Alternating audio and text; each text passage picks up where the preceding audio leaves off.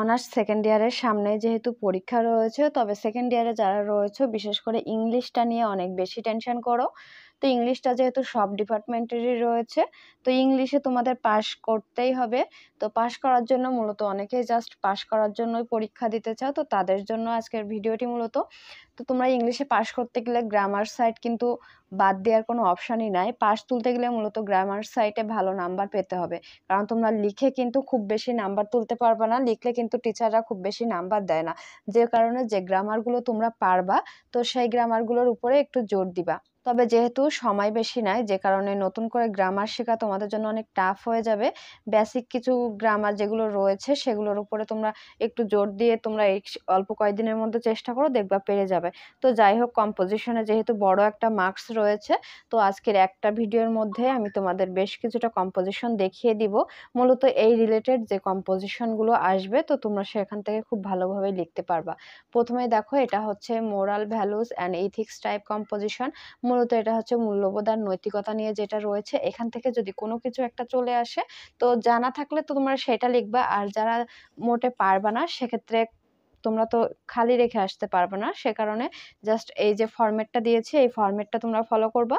আর এই যে গ্যাপ চিহ্নটা দিয়েছি, দেখো জাস্ট যেটা আসবে তোমরা সেই নামটা এখানে বসিয়ে দিবা। তো মূলত দেখো, মোরাল ভ্যালুস অ্যান্ড এথিক্স থেকে কোনগুলো আসতে পারে আমি কয়েকটা বলে দিচ্ছি। দেখো, যেমন ক্যারেক্টার, চরিত্র থেকে ভ্যালু অফ টাইম, সময়ের মূল্য রয়েছে, রেসপেক্ট সম্মান, এরপরে হচ্ছে truthfulness, good manners, dignity of labour যেমন শ্রমের মর্যাদা, ডিসিপ্লিন, শৃঙ্খলা। এগুলা কিন্তু এই রিলেটেড যেগুলো আসবে সেগুলো তোমরা এই ফরম্যাটটা ফলো করবা। প্রথমটার এই ফরম্যাটটা, everybody intends to be successful in life, this success depends much on. ধরো এখানে এসেছে যে রেসপেক্ট অথবা সম্মান, অথবা এসেছে ভ্যালু অফ টাইম, তো যেটা আসবে তোমরা সেটা এখানে লিখে দিবে। তাহলে this success depends much on value of time, it is a great virtue, it brings prosperity in life, it is an ornament of human life and key to success, the importance of, যেটা আসবে সেটা, যেমন value of time. দেখো এখানে সবগুলো রয়েছে, তোমরা just এইভাবে একটু বসিয়ে নেবে। যেহেতু অনেকগুলো রয়েছে, পড়ে দিতে গেলে অনেকটাই ভিডিও সময় নষ্ট হয়ে যাবে।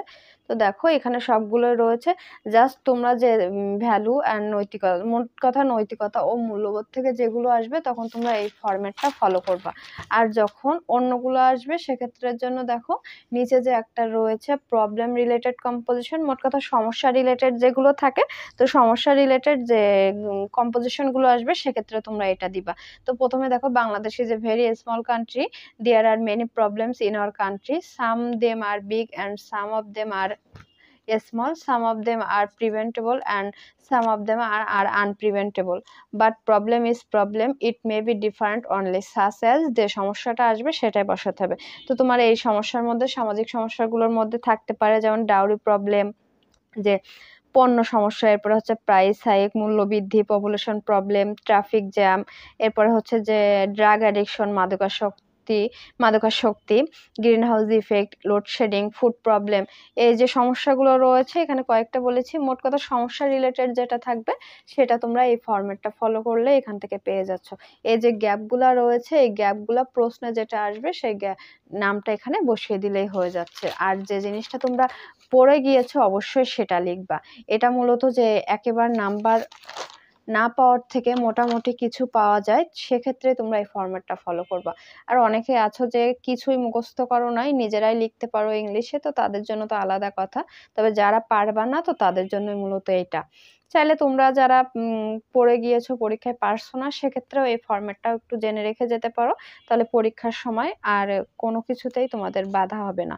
তো দেখো এখানে নাওএডেজ দিয়ে যে সমস্যাটা আসবে সেটার নাম বসাবা, এরপরে একে একে এখানে যেগুলো রয়েছে সবগুলাই দিবা। আর লাস্ট এপাশে দেখো, এই লাস্ট লাইনটা একটু প্যারা আকারে দেওয়ার চেষ্টা করবে। দেখো এখানে শেষ হয়ে গিয়েছে, তারপরেও কিন্তু এখান থেকে প্যারা করে দিয়েছি। তো এই যে এরপরে হচ্ছে জার্নি রিলেটেড যে কম্পোজিশনটা, তো সেটাই জার্নি রিলেটেডে খুব কমই আসে, তবে এটা দিয়ে রাখলাম। আরেকটা রয়েছে সায়েন্স রিলেটেড, বিজ্ঞান ভিত্তিক, তো সেটা আজকের ভিডিওতে দেওয়া হয়নি, ওটা আরেকদিন দিয়ে দিব। তো দেখো জার্নি রিলেটেড কম্পোজিশন যেটা, এটার মধ্যে কি থাকতে পারে, তোমার যে এ জার্নি বাই বোট থাকতে পারে, বাস থাকতে পারে, ট্রেন, বিমান। তো এই রিলেটেড আবার এমনও হইতে পারে যে রিসেন্টলি আই হ্যাভ এনজয়েড যে জার্নি, মোট কথা তোমরা রিসেন্টলি যে কোনো কিছু ভ্রমণ করেছো এই রিলেটেড একটা লিখে যদি আসে তো সেক্ষেত্রে এটাও কিন্তু দিয়ে দিতে পারো। রিসেন্টলি ভ্রমণ সম্পর্কে যদি জানতে চাই বা এরকম যদি কোনো একটা চলে আসে সেক্ষেত্রেও কিন্তু এটা দিতে পারবা। তো দেখো এখানে সেম ভাবে যে গ্যাপটা দিয়েছি এই গ্যাপে যেটা আসবে সেটার নামটা বসিয়ে দিবা। আর এই যে এপাশেও বেশ কিছুটা রয়েছে, আর এটা যে মার্ক করা এটা কিন্তু একটা প্যারা, তো এটা না দিলেও হবে। এখন দেখো এপাশে হচ্ছে আরো কয়েকটা রয়েছে। তো এপাশে মোট কথা যে গ্যাপগুলো রয়েছে এখানে তোমরা জার্নি রিলেটেড যেটা আসবে সেটার নামটা হচ্ছে এখানে বসায় দিবা। তো এই রিলেটেড যদি আর কোনো প্রশ্ন থাকে তো অবশ্যই এই ভিডিওর কমেন্ট সেকশনে জানিয়ে দিতে পারো। আর আমাদের ফেসবুক পেজ এবং গ্রুপ রয়েছে চ্যানেলের নামেই, তোমরা কিন্তু ফেসবুক গ্রুপ এবং যে ফেসবুক পেজ রয়েছে সেটাতে ফলো দিতে ভুলবে না। তো আজকের মতো এই পর্যন্তই। আর যদি কোনো প্রশ্ন থাকে তো অবশ্যই এই ভিডিওর কমেন্ট সেকশনে জানিয়ে দিতে পারো। তো পরবর্তীতে সায়েন্স রিলেটেড যে কম্পোজিশনটা রয়েছে সেটা পেতে হলে অবশ্যই কিন্তু চ্যানেলটা সাবস্ক্রাইব করে রাখতে হবে, এই চ্যানেলে সেটা আপলোড দেওয়া হবে।